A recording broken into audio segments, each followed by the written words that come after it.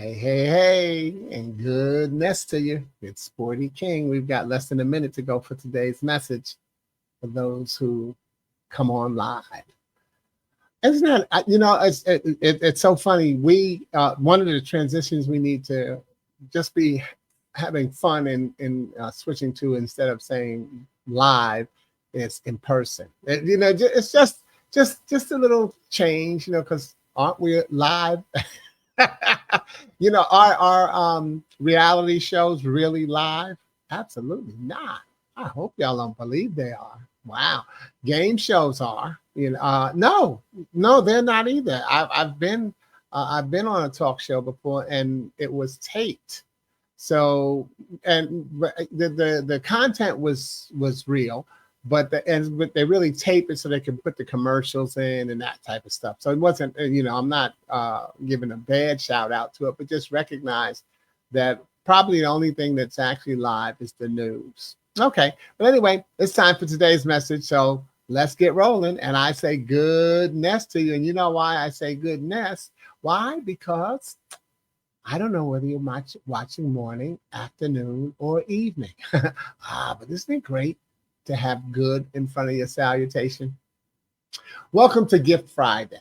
I created it because so often we hear people say TGIF. Thank God it's Friday. But I say, what allure does Friday have to the person who took their last breath on Thursday? So I use what I learned in Psalm 92:2, and that is, it is good to proclaim your unfailing love in the morning, your faithfulness in the evening. So instead of using TGIT, I use instead of using TGIF, boom, there was a spoiler alert. I use TGIT. Thank God it's today. And then TGIT, thank God it's tonight. Imagine that. The gift to go to sleep, wake up, and do it all over again tomorrow. That's what I'm doing. TGIT. Thank God it's today. Thank God it's tonight. And therefore, thank God for Matthew 6:34. So don't worry about tomorrow, for tomorrow will bring its own worries. TGIT. Thank God it's tonight. Today's trouble is enough for today. TGIT. Thank God it's today. Yes, darkness always precedes the light. But let's consider another use for TGIF. And that is trusting God is free. Trusting God is free. Think about what it costs to enjoy the greatest gift that you can receive every single day. And that's the gift of waking up. Trust God. One of the bravest things you do is lay your head down to go to sleep, not only for the evening for the next day, but even when you choose to take a nap. Whenever we close our eyes to go to sleep, we are trusting God. And that doesn't cost us a dime. And that still moves us into realizing that we can do a little bit of math. We can do some subtraction and some addition. First, let's subtract the T from the front of TGIF, and let's add it to the end and get GIFT, what we should really be giving God thanks for, and recognizing that today is the gift. And so GIFT is God is for today. And Gift Friday is the online sharing of one of my poetic messages or inspirational messages. Well, you'll hear me read it here. Then I'll drop it in the thread on Facebook and LinkedIn so that you can download, your own colorful keepsake copy.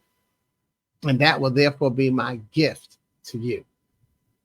Now, with this broadcast, I share one of my original poetic messages, and I also like to tell you how to use it to help you start a conversation that could change somebody else's life, including yours, for the better. So let me ask you this question. Have you ever considered consciously seeing yourself as worth the wait? Well, today's gift theme is about a gift that you have that you may take for granted, and that's the gift of patience.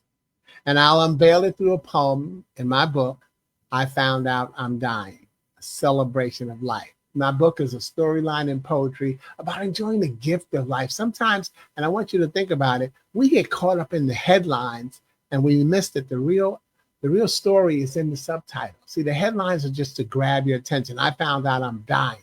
But the book is not about dying at all. It's in the subtitle, a celebration of life. The book is about celebrating the fact that physically we're still here. And that's what's going on in our world And I'm not blaming this time. That's what's always been going on in our world. Newspapers, headlines are fashioned to catch your attention. The story is in the subtitle. Don't let yourself get thrown off track by the titles. Okay. So, but today's gift is going to be called Fruit of Thy Labor. And it's a poem about the fact that sometimes we place a higher value on our time than we do on someone else's life. Don't think so? Think about that time you were more concerned about someone being late to meet you than you were about whether or not they were in an accident, trying to hurry because they knew how you didn't like to wait. And I'm not saying that you ought to take your time and let the world be thankful that you plan on showing up. What I am saying is that I believe you honestly make every effort to be on time when we're scheduled to meet. So if you're not there, my first concern is for your safety. This poem is also about how that value of our time can be a shift from using our gift of being patient, seeing someone else as worthy of waiting for as we see ourselves as, right? We consider, I consider myself to be worthy of waiting for. Well, I also have to consider someone else being worthy of waiting for. Now, I wrote this poem actually while waiting to see a potential client with whom I did not have an appointment. This is when I first started my speaking business. I didn't have an appointment with this person, but he had agreed to see me at the request of a counterpart who I did have an appointment with, who felt that my services might be more appropriate for this other department. See, the person who I had the appointment with, we sat and we met. He said, oh, you know what? No, I really can't use that. But I think this guy in this department could. Well, that guy also had already had another meeting scheduled, and he was in his meeting. So he asked, would I be willing to wait for his meeting to end, and then he would meet with me? And I said, yes. By the way, at the time, I'm living in Chicago. This meeting was in New Jersey. I had driven. Okay. So therefore, I said, sure, I'll be glad to wait and meet. Okay. So I want you to hear this, entrepreneurs. I waited an hour and a half for his meeting to finish. But instead of focusing on that 90 minutes, I focused on the 39 years I had waited to talk to someone about paying me for my gift. It's a dual gift in this case because it's about my gift of poetry and how I had to use it to fuel my gift of patience. You see, we've all heard that cliche. Hey, if you're going through something, if you're doing something you love, it's not work. And though we've had people applaud and encourage us, some were waiting for us to come to our senses. They have the right to that mindset. So let's look at ours. And so again, that message there is just especially for entrepreneurs, and especially during this time where more people are thinking about being an entrepreneur. Don't think about how long you're waiting for an appointment. Think about how long you've waited to get an appointment. See, I had waited 39 years. In other words, at that time of that meeting, while I was waiting, I was 39 years old. I didn't say I had been in business for 39 years, but guess what? From the day you were born, you're actually waiting for someone. How did I put that? Let me see. You're waiting for someone to pay you for your gift of being alive. Sometimes that's subconscious. Hey, Gertrude, how you doing? Good to see from you. Okay. All right. Okay. So let's look at how we look at, but we've encouraged people to applaud and encourage us. Some people are waiting for us to come to our senses, and they say, no, he's going to change his mind. He's not going to really commit to this. And they're waiting for us to come to our senses. You left that job. I just met a young lady yesterday who was thinking about leaving her job, but she's, caught up in, I know the CEO, it's a smaller company. And my family and friends may think I shouldn't do this. That's what you go through, entrepreneurs. That's what you're going to go through. People are looking to decide to start their own business. People are going to think you're out of your mind. And they say, well, you know what? Let me wait till they come to their mind. But let's look at our mindset while that's going.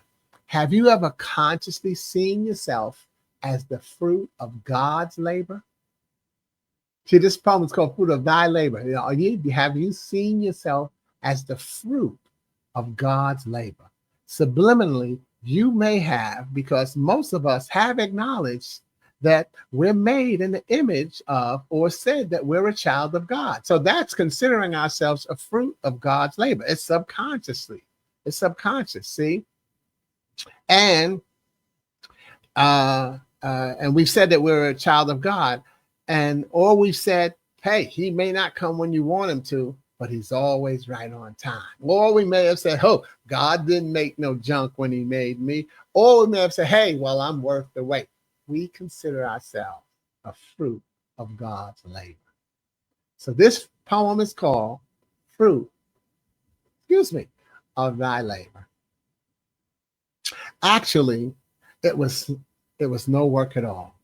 Instead, it was a blessing. And just in case that's you, Gertrude, coming back, I want to let you know I had given you that shout out, put you up there again. Thanks and love. Okay? Fruit of Thy labor. You see, actually, it was no work at all. Instead, it was a blessing, a forthcoming, a catastrophe.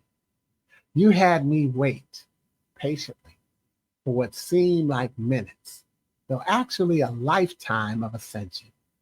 And as I learned to take another step, my foot found solid ground, for my faith neither feared nor acknowledged seepage.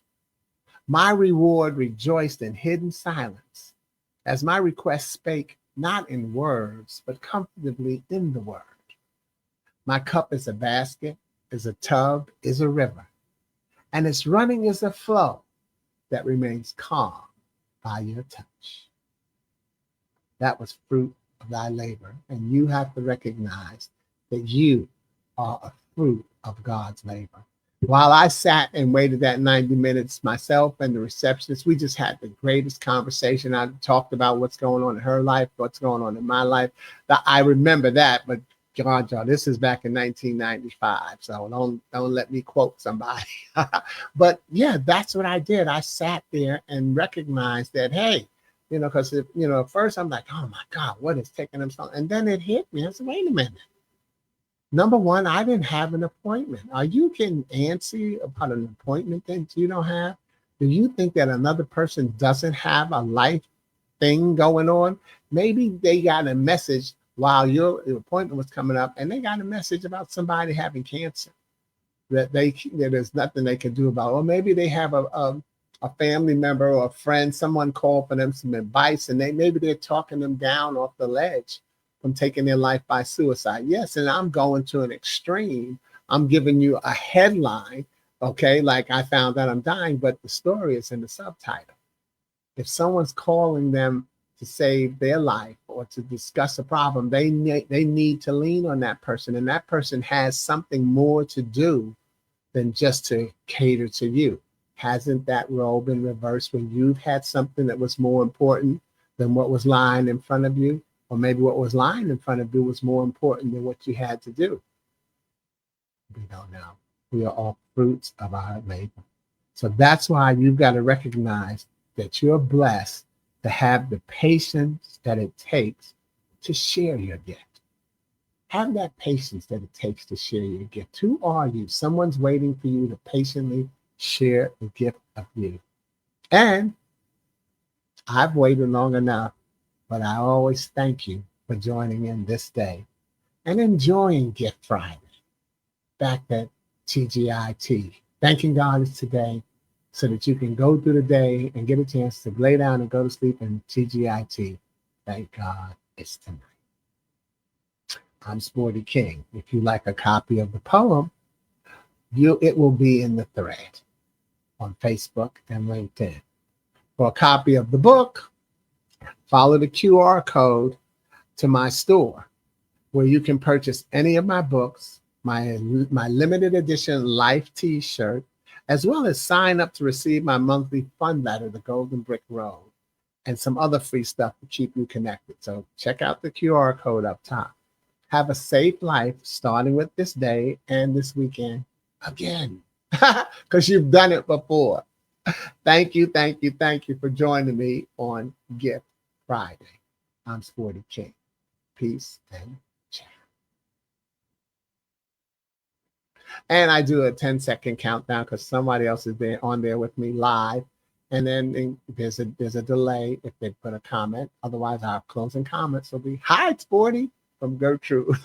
And I want to say hi to you as well. So 10, 9, 8, 7, 6, 5, 4, 3, 2, 1.